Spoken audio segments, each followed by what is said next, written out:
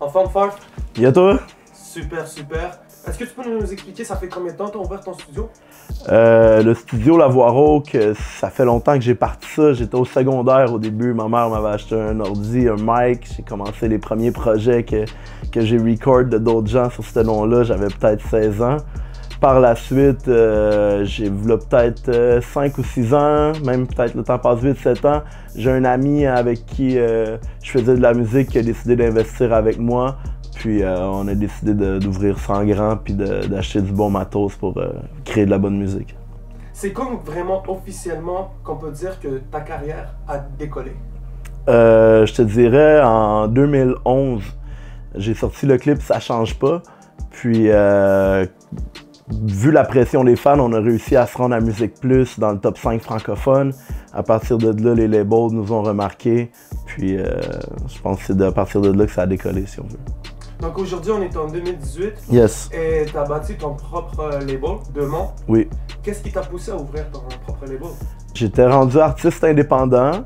Puis je regardais un peu les options qui s'offraient à moi. J'étais avec mon bro Donny S qui m'aidait beaucoup comme conseiller, qui m'aidait un peu comme gérant. Puis on a remarqué que nous, on pouvait tout faire pas mal nous-mêmes. On était rendu à un point où qu'on pouvait s'autosuffire avec moi, avec le studio, lui avec ses bonnes idées, les beats. Je crois qu'ensuite de ça, on a décidé de partir ça ensemble. On avait déjà une petite équipe, une petite idée en tête de qui on allait cibler. Puis tout se passe bien à date. Tu as produit l'entière production de ton album, oui. Je suppose, qui est Des fusils et des roses. Exact. Depuis quand tu produis des tracks? Est-ce que tu as commencé par seulement écrire des chansons ou depuis le début de ta carrière aussi tu produis des sons? J'ai commencé à faire des beats, peut-être j'avais 15 ans, puis j'ai commencé à écrire vers 12-13 ans. En fait, c'est que je voulais m'acheter des beats, puis j'ai bien vu que ça coûtait cher, j'étais jeune, j'avais pas d'argent. Tout ce que j'avais, c'était un ordi, fait que j'ai downloadé des programmes, j'ai découpé des samples, puis j'ai commencé à faire mes propres beats. Puis là, en 2005, j'ai commencé à les appeler 1, 2, 3, 4. Je suis rendu à 2300, donc je dois en fait comme 2500 là, depuis 2000. Tu joues aussi des instruments? Oui, j'ai commencé sur le tard, en fait, à jouer des instruments. Moi, mes deux parents, mon père joue de la guitare, ma mère sur le piano.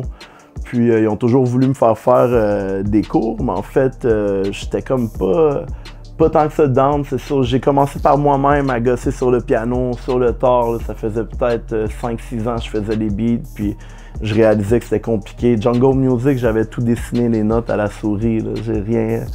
Il n'y avait pas beaucoup de sampling, c'était que de la compo, mais dessiné comme.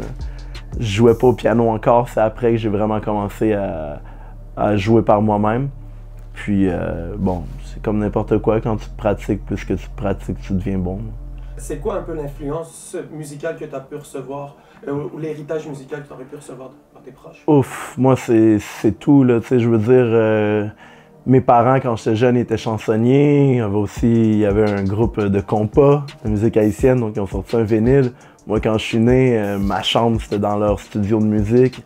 Donc déjà là, j'ai baigné tout le temps dans leur pratique. Mes parents ils partaient chaque fin de semaine jouer de la musique là, un peu partout au Québec. Puis ensuite de ça, j'ai mon frère qui aimait beaucoup le rap, m'a présenté Snoop Dogg, donc de fil en aiguille, c'est le rap que j'ai choisi pour m'exprimer, mais musicalement, j'ai toujours baigné dans la musique. D'où vient l'intérêt de tes parents pour la musique compas? Mon père est haïtien, donc c'est de là que...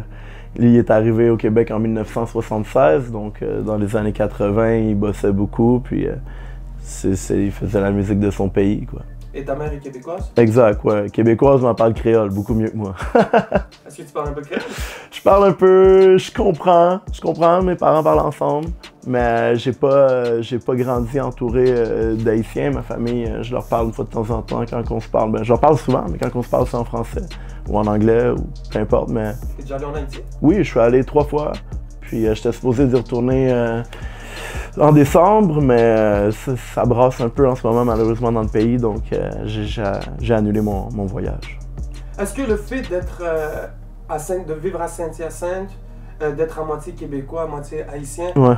Est-ce qu'on peut dire qu'au début de ta carrière, c'était peut-être difficile pour toi de te retrouver en tant qu'artiste? Parce que faut dire que quand on te regarde, c'est pas la première chose qui nous vient en tête de se dire que le gars, là, il est à moitié haïtien? Non, je pense qu'il a fallu que je le claim.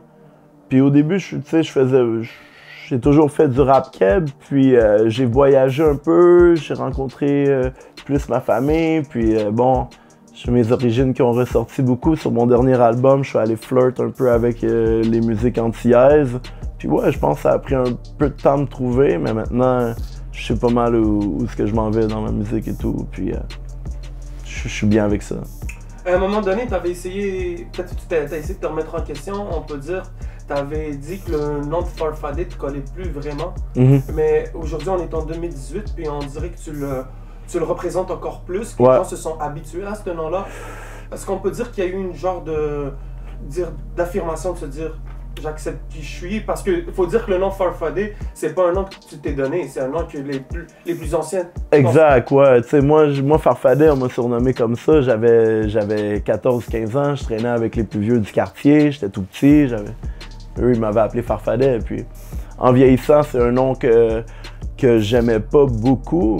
Mais en vrai, les gens, tout le monde me connaît là-dessus. Même si j'ai essayé de changer de nom partout où j'allais, les gens m'appelaient Farf, m'appelaient Farfadet. Donc, c'était plus facile pour faire ma musique de continuer sur le nom que j'avais bâti depuis 15 ans.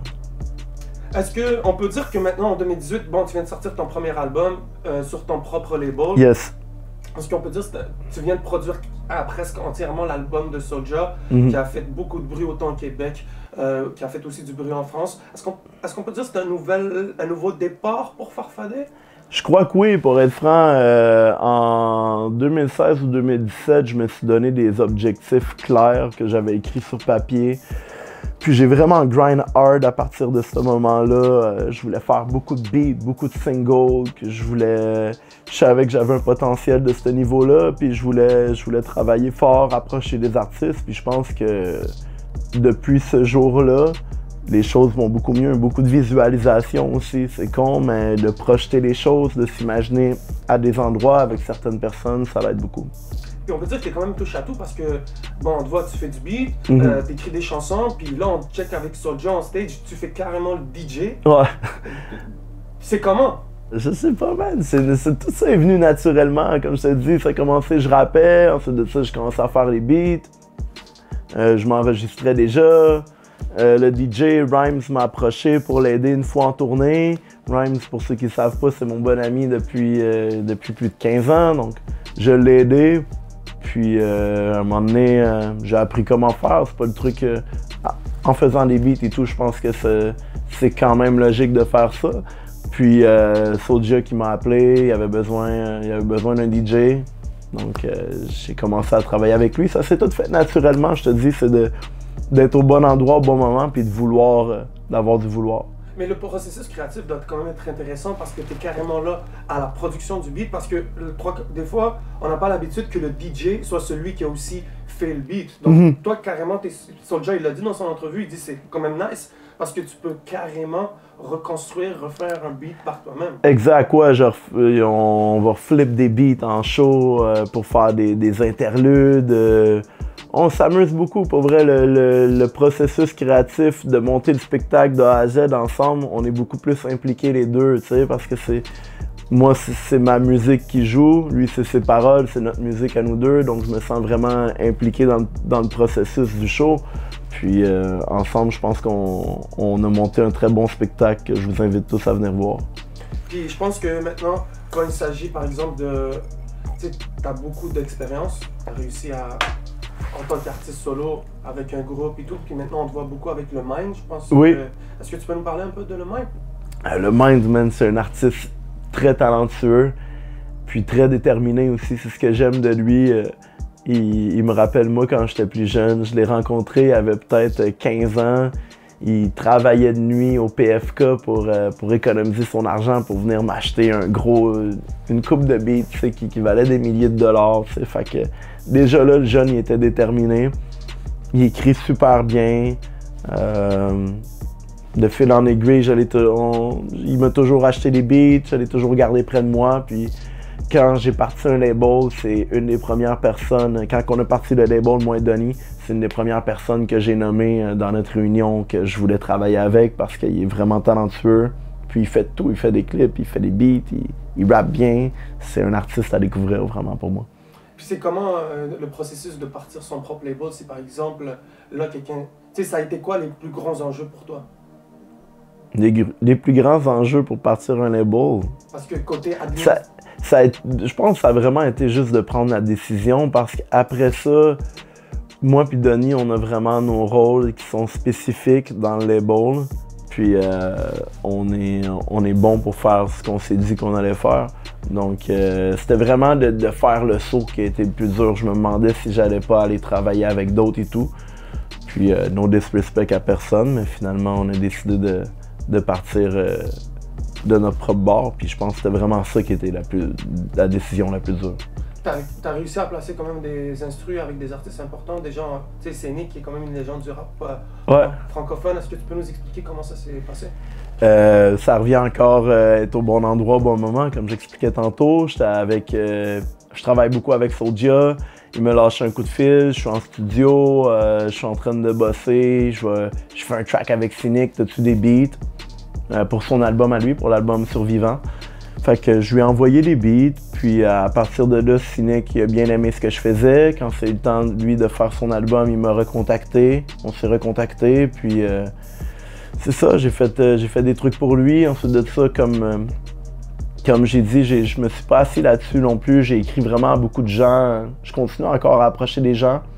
Puis j'ai rencontré d'autres personnes en France en tant qui étaient des éditeurs qui m'ont placé des morceaux sur des projets assez nice qui sont pas encore sortis, donc je pourrais pas en parler, mais il y a plein de gros trucs qui se préparent.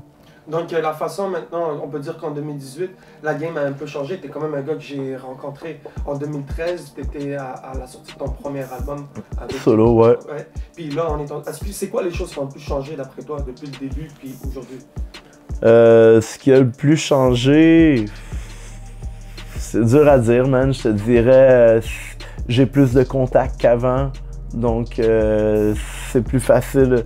Il y a une époque où que je faisais un beat puis que je m'imaginais Manu Militari de rapper dessus, mais je pouvais pas lui envoyer. Maintenant, je fais ce beat-là, puis je le texte, puis j'ai Manu, j'ai fait un beat pour toi, même affaire pour Cynic, même affaire pour Soulja, pour quelques contacts que j'ai fait au fil des années. Je pense que c'est vraiment ça qui a changé. Je connais plus de gens, ce qui fait que c'est comme dans n'importe quoi, plus tu connais de gens, puis travailler fort, puis je le répète, être au bon endroit au bon moment, être prêt quand c'est le temps. Je pense que c'est la clé. Dans tes musiques, tu parles beaucoup d'école. Je me suis rendu compte qu'en écoutant tes albums, tu parles beaucoup du système scolaire. Ouais. Je pense que t'es pas quelqu'un qui semble être resté à l'école très longtemps. Mais attends. T'as raison, mais de la manière que tu le dis, ça peut être vraiment chien. C'est comme, je te regarde, t'as pas l'air d'être allé à l'école trop longtemps, frérot, mais on va continuer de parler. Ok, je l'ai mal.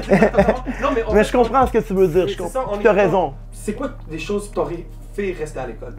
Ben tu sais, moi je pense que, personnellement, des fois, les adultes peuvent partir avec des préjugés envers des gens qui sont des ados, c'est sûr. Il y en a qui sont perdus, puis c'est à eux de les aider, tu sais, pas juste de faire leur job, puis de dire, moi, je fais un 9 à 5 en tant qu'enseignant. T'as beaucoup une job d'éducation là-dedans à faire, puis c'est pas tout le monde qu'il faut prendre pareil.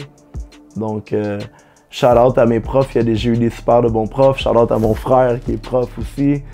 Mais c'est ça, juste d'essayer d'être à l'écoute. Moi, je sens qu'il y a des gens qui me comprenaient pas vraiment quand j'étais à l'école, mais bon, à cette école-là, ils m'ont mis dehors à 2 reprises. Puis l'année dernière, il y a 2 ans, ils m'ont engagé pour aller faire une conférence et parler de mon parcours puis de comment j'avais réussi malgré que j'avais eu de la misère à l'école. Donc pour moi, c'était quand même une petite victoire. Là. Très belle victoire, ouais. Ouais, de tout recroiser ces gens-là, des enseignants, des directeurs et tout, qui croyaient pas nécessairement. Donc oui, c'est vraiment d'être à l'écoute des jeunes, je pense, puis de pas simplement juste faire une job systématique. Puis je pense aussi la vision que les gens ont du rap, elle a évolué. Peut-être qu'on pourrait parler des profs ou whatever. Peut-être qu'il y a quelques années, quand on parlait de hip-hop, qu'on disait oh, je fais du rap, c'était peut-être mal vu, mais peut-être qu'aujourd'hui, ils se rendent compte à quel point c'est influent, c'est quelque chose qui dirige les jeunes? Ben, c'est la musique des jeunes, puis je suis content qu'il l'ait compris là. Moi, quand j'étais au secondaire, puis là, on parle de ça, là, comme 15 ans, j'écoutais plus Laura Luciano ou Don Choa que ce que mes parents pouvaient me dire, tu sais. Mais heureusement, j'écoutais des gens qui me disaient « respecte la famille, respecte tes frères et tout ». Mais les gens peuvent pas comprendre des fois comment que la musique peut être importante dans la vie d'un ado. Puis ouais, c'est pour ça je pense que le rap, tant mieux si aujourd'hui il est respecté parce que ça vient toucher tellement des milliers de jeunes. On les voit en spectacle, les gens sont là, ils sont contents. Je reçois des messages souvent des gens que ça a pu changer leur vie. Donc, respect à eux, man. On a beaucoup grandi sur le rap français, autant aussi le rap québécois, je présume. C'est quoi qui t'a le plus influencé entre les deux? Est-ce que c'était plus le rap québécois ou le rap français? No disrespect, mais moi j'ai beaucoup aimé le rap français. C'est eux qui m'ont influencé souvent. Tu sais, je me suis inspiré du rap keb, de la réussite des gens, mais niveau écriture, niveau style de musique, beat et tout, j'aimais vraiment plus des gars comme Funky Family à l'époque ou même Cynic que j'ai beaucoup apprécié. Puis non. Mais autant que le rap keb, j'ai toujours suivi ce qui se faisait, là, de l'époque de Sans Pression, Mosaïen et tout. J'écoutais beaucoup ce que les gars faisaient, mais ma plus grande influence vient du rap français. Si je te donne un billet d'avion, direction où tu veux, tu vas où? Ah, j'hésite. J'hésite entre débarquer au plein milieu de l'Europe puis faire le tour, ou sinon vraiment d'aller comme dépaysager puis d'aller comme en Asie, comme en Chine, entouré d'un milliard de personnes, puis de respirer l'air que j'ai jamais respiré. Comment tes voyages en Haïti, ils ont pu t'affecter en tant que... Man, moi, je suis allé 3 fois. Le deuxième coup que je suis allé en Haïti, je venais d'avoir 18 ans, c'était pour le 200 ans d'indépendance en 2004. Déjà, le pays était assez mouvementé. Puis, ça a changé ma vie totalement. J'ai vu un clash de richesse, pauvreté. J'ai vu des gens très pauvres, mais très heureux. Puis je pensais à ma situation au Québec. Je pensais aux gens qui se plaignaient le ventre plein ici. Puis je suis revenu totalement changé. Pas que je me contente de moins, mais je suis vraiment plus heureux avec ce que j'ai, ce qu'on a, les richesses qu'on a. Puis j'apprécie beaucoup. Ça m'a totalement changé, je te dis. T'es sur l'album de Soulja qui vient de sortir. Ouais. T'as eu beaucoup de rappeurs montréalais. On a eu Enima, il y a eu Easy S, il y a 514 aussi qui ont posé sur tes beats. On parle beaucoup de l'émergence de la scène montréalaise. Toi, comment tu le vis, cette affaire-là, de voir un peu que le... Je trouve ça malade. Je trouve ça, comme je dis, autant que j'étais un fan de rap français, que j'étais un fan de rap montréalais. À l'époque, Connaisseur du Caso, c'était mon rappeur préféré au Québec, tu sais. Fait que de voir les gars de Saint-Mich, puis de tous ces quartiers-là, blow up, puis prendre la place qui leur est due dans le street rap, pour moi, je suis vraiment content. Hein. J'aime mieux... c'est le genre de rap que j'aime, donc de les voir évoluer, je suis fucking down. Je suis juste content. Moi, à chaque fois que le mouvement évolue, à chaque fois qu'il y a des gens qui font des gros moves, je suis pas envieux pour eux, je suis content pour eux, c'est notre business qui va mieux. Puis en bout de ligne, tout le monde va mieux manger quand les gens ils montent la barre. C'est quoi qu'on peut souhaiter de mieux pour Farfadet dans le futur? Dans le futur, c'est toujours les mêmes objectifs que j'ai. C'est sûr, c'est d'être heureux, mais dans ma carrière, ça serait de take over, mais de blow up dans le rap français en tant que beatmaker, puis ensuite de ça, je vais aller aux States, puis produire pour les gros States. S'il fallait que tu puisses poser 2 rappeurs français puissent poser sur tes beats, puis 2 rappeurs anglais, ça serait lesquels que t'aimerais? En France, j'aimerais ça faire déjà, il y avait Cynic, respect à lui, merci beaucoup de m'en faire confiance. Ou sinon, je te dirais, j'aimerais ça faire un truc genre Orelsan feat Maître Gims. Question d'aller toucher l'assassin. Puis de faire un gros hit pour vrai, man. Je sens que Maître Gims, c'est quelqu'un que ma musique peut coller à ce qu'il fait comme vibes. comme vibe. Puis sinon, aux States, j'aimerais beaucoup travailler avec Drake. Ça, c'est c'est un Canadien, mais c'est un artiste international. Donc, je laisse vraiment la place à lui au centre, même pas 2 personnes. Ça, c'est mon target goal. Ça serait d'entendre Drake sur un de mes beats. Parce qu'on va faire un gros single. Drake, si t'écoutes ça, check moi, je suis là, man. La voix haute. That's it, m'a dit. Shout out à 11MTL. Vraiment content d'avoir fait l'entrevue avec vous. Mon bro, je te suis depuis longtemps. On se croise tout le temps dans les événements. Tu fais tout le temps de la bonne job. Tu es dédié autant que moi pour le rap québécois. Tu es là pour la bonne cause. Maximum respect, mon bro. Respect, m'a dit.